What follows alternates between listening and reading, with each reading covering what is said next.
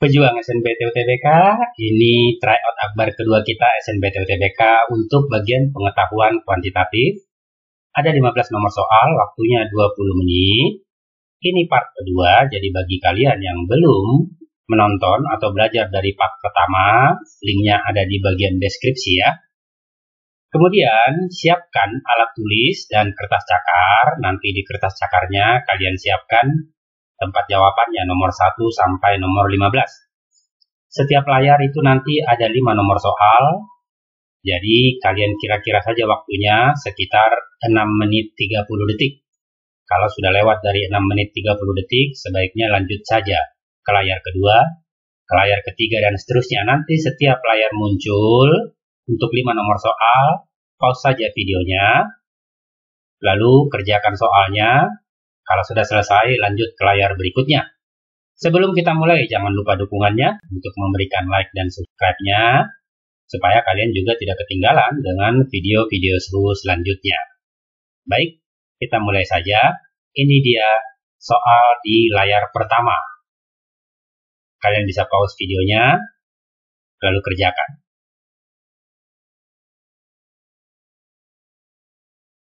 Ini dia layar kedua, nomor 6 sampai nomor 10. Kalian bisa pause videonya.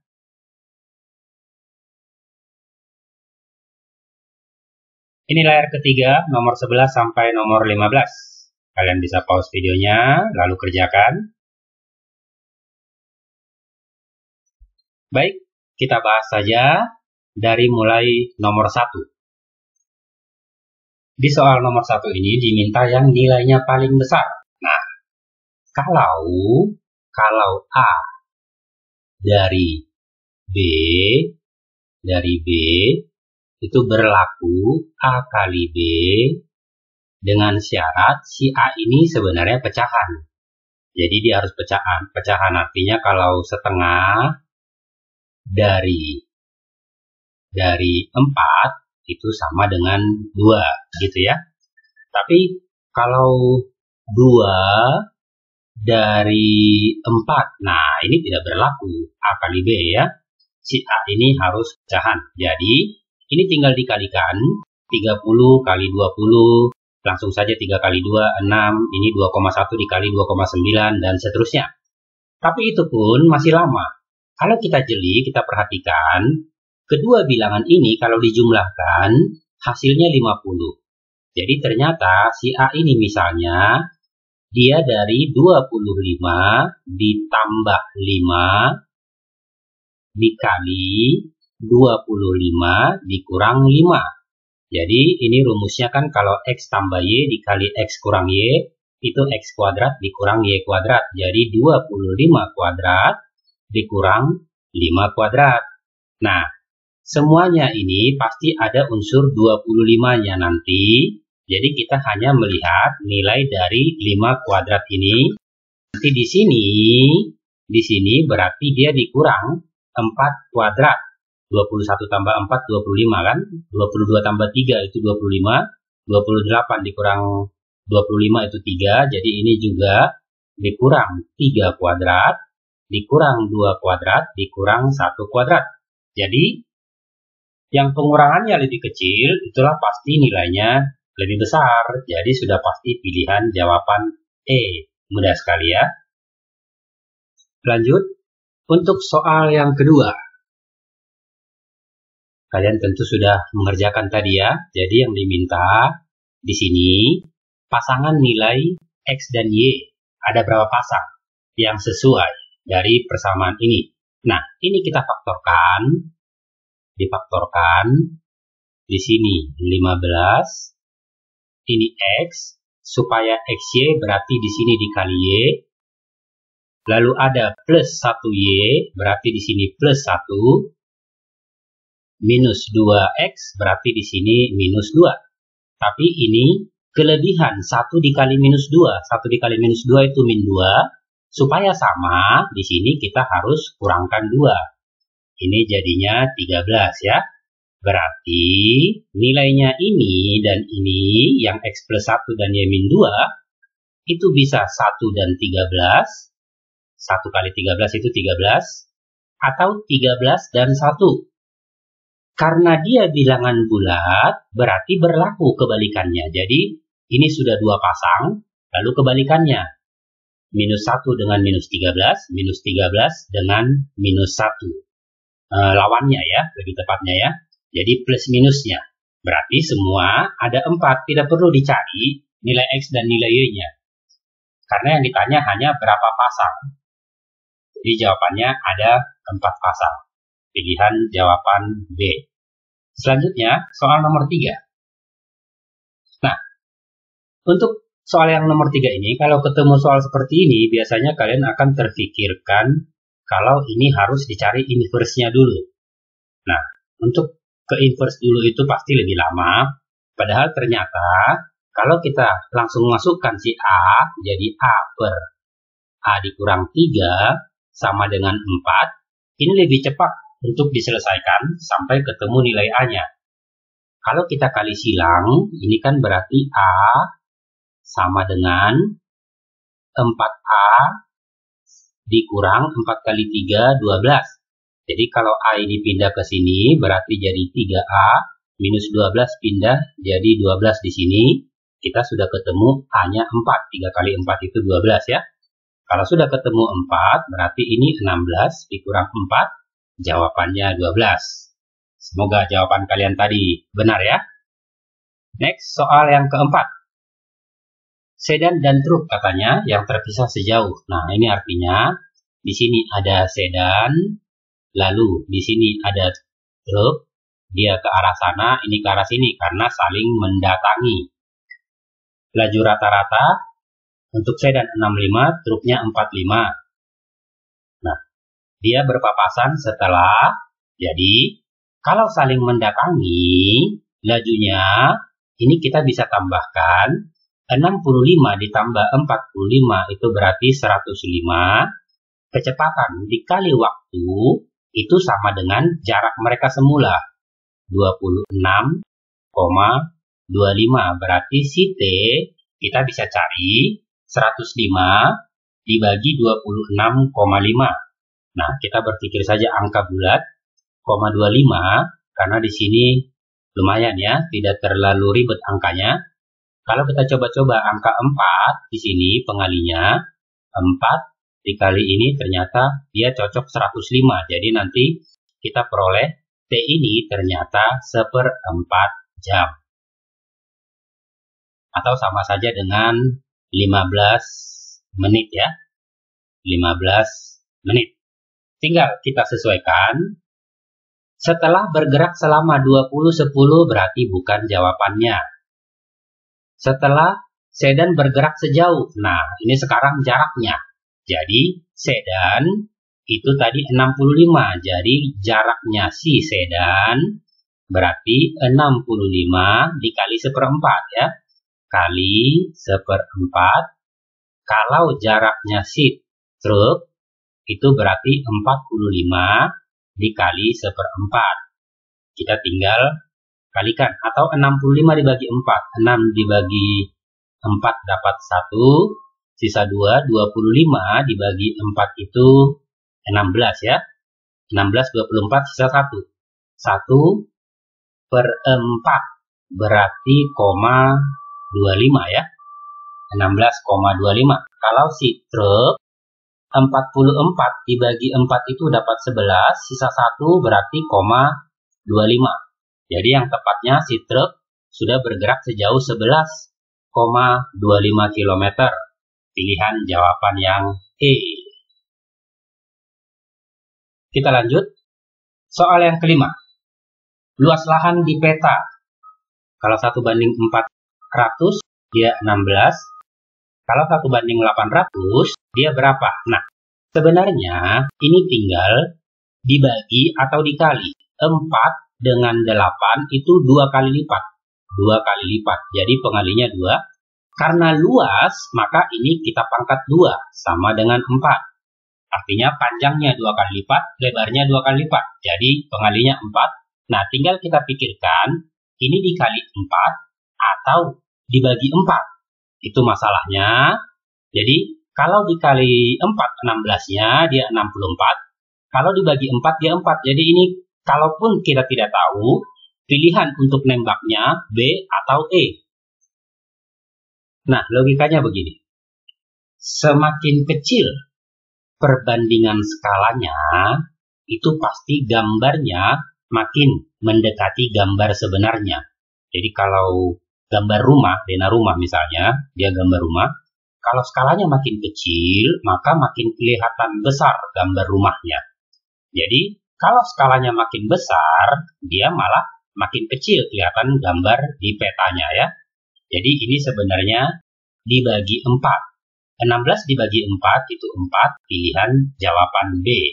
Kalian bisa buktikan dengan memisalkan panjang dan lebarnya seperti apa, nanti dihitung luasnya. Itu cara lamanya, tapi kalian bisa buktikan ya.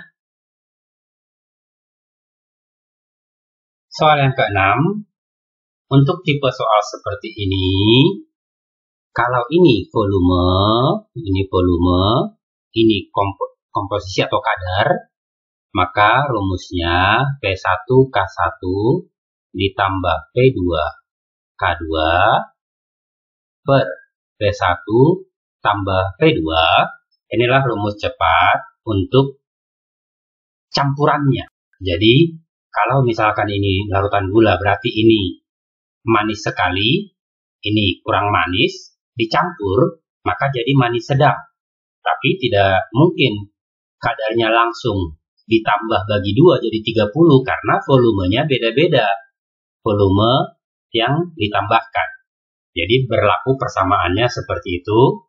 Kita tinggal kalikan, lalu tidak usah pikirkan nolnya. 4 dengan 4 itu 16, tambah 6 dengan 2 itu 12. Nanti pernya 4 dengan 6, 10 per 10, berarti tidak usah dipikirkan nolnya. 16 dengan 12 ketemu angka 28. Jadi pilihan jawaban B. Kalau sudah tahu caranya, seandainya soal seperti ini keluar, sebenarnya tidak perlu lagi dicakar. Ini bisa langsung hitung. Luar kepala, ketemu jawabannya. Next, soal nomor 7.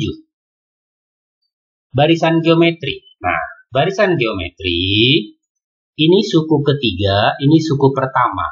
Artinya dia 1, 2, 3, loncat 3. Jadi kalau kita bagi 27 per 8 dibagi 1, karena dia loncat 3, kita akar 3, inilah rasionya atau pengalinya. Dia sama dengan 3 per 2. Jadi ini berarti dikali-kali 3 per 2. 1 kali 3 per 2, 3 per 2, kali lagi 3 per 2, 9 per 4, kali 3 per 2, 27 per 8, tepat ya, ini. Lalu si C-nya dikali lagi 3 per 2, 81 per 16. Lalu, inilah yang dilingkari inilah besaran-besaran yang kita perlukan. Yang ditanya A dikurang B, tambah C. Berarti ini kurang ini, lalu tambahkan dengan ini. Nah, 81 berarti kalau kita tambah 3 per 2 supaya per 16 dikali 8 tambah 24 dikurang 9 per 4 supaya per 16 dikali 4 berarti dikurang 36. Nanti semua sudah per 16. Kita tinggal hitung.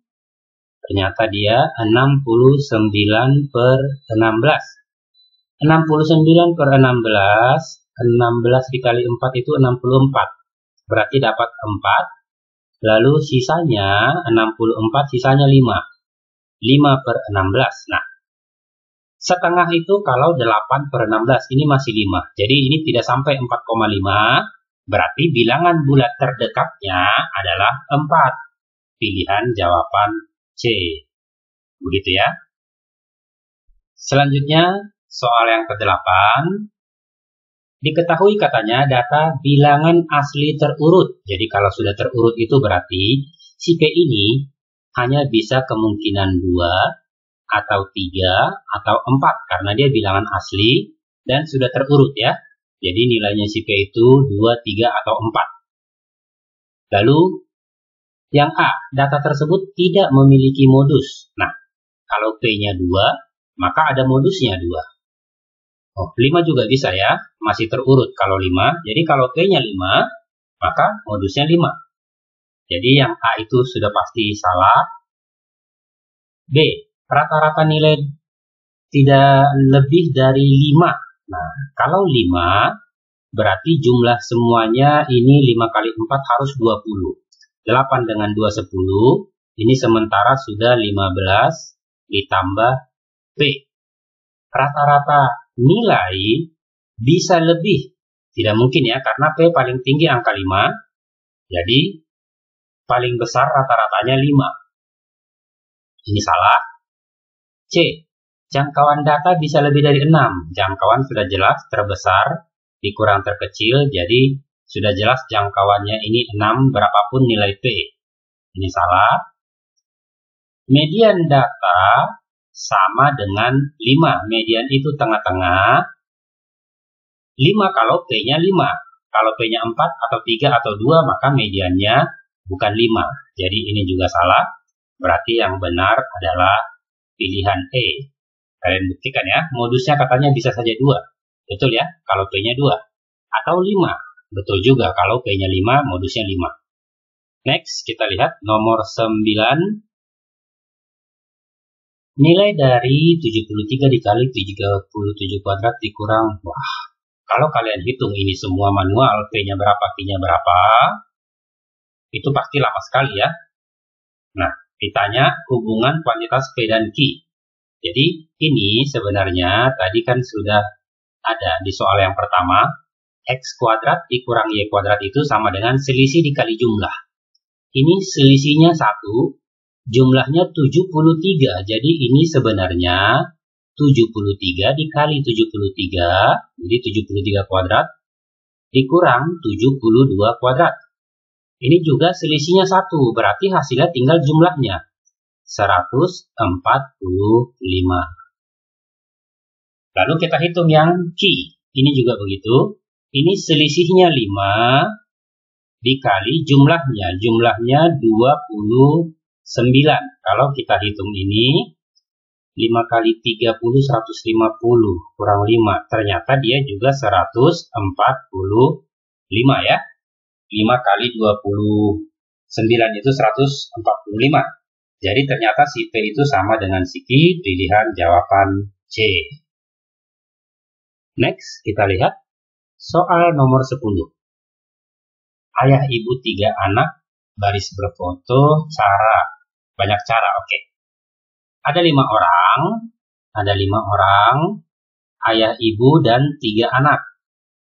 Kita bikin kotak kali, karena ini permutasi, 1, 2, 3, 4, 5. Jadi, kalau katanya kedua orang tua mengapit itu maksudnya di kiri kanan kedua orang tuanya. Jadi, yang di tengah-tengah inilah, diantaranya orang tua itulah anak-anak. Anak-anak ada 3, berarti ini 3, 2, 1. Nah, orang tuanya ada 2, di sini bisa 2, berarti di sini 1, karena di sini sudah ada 1 orang tuanya. Jadi, ini kotak kali, kita tinggal kalikan. 2 kali 3, 6, dikali 2, 12. Semudah itu ya. Next, soal nomor 11. Ini keluar tahun lalu. Angka-angka ini dipakai satu kali untuk membuat 2 bilangan puluhan, hasil kali terbesar. Nah, jadi artinya ada 2 bilangan puluhan, mereka pakai angka ini. Jadi, hasil kali terbesar kedua bilangan itu. Supaya terbesar, cuma ada 2 kemungkinan kok. 9 berapa dikali 7 berapa. Karena kalau sudah 5 berapa, itu pasti sudah makin kecil. Jadi, hanya ada 2 kemungkinan, 95 dikali 71, atau 91 dikali 75. Jadi kita tinggal kalikan saja. Kira-kira mana yang paling besar. Nanti kalau kalian kalikan ini, ternyata yang terbesar itu 91 dikali 75. 6825 dia ya. Pilihan jawaban E. Tidak usah saya kalikan ya. Menghabiskan waktu dan durasi. Nomor 12. Nah, ini juga menarik. Soal seperti ini. Kalau kita kerjakan soal seperti ini saat ulangan di sekolah, dia uraian, ini kan pakai matriks ya. Jadi, itu pasti lama sekali. Gampangnya adalah kita balikkan saja dia. Kalau digeser 1, lalu dirotasi 180 katanya, maka kita kembalikan saja, kita balikkan.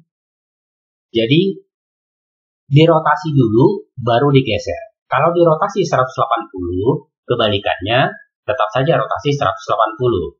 Kalau yang pertama itu melawan jarum jam, yang kebalikannya kan searah jarum jam, tapi tidak mengubah ya, tidak mengubah.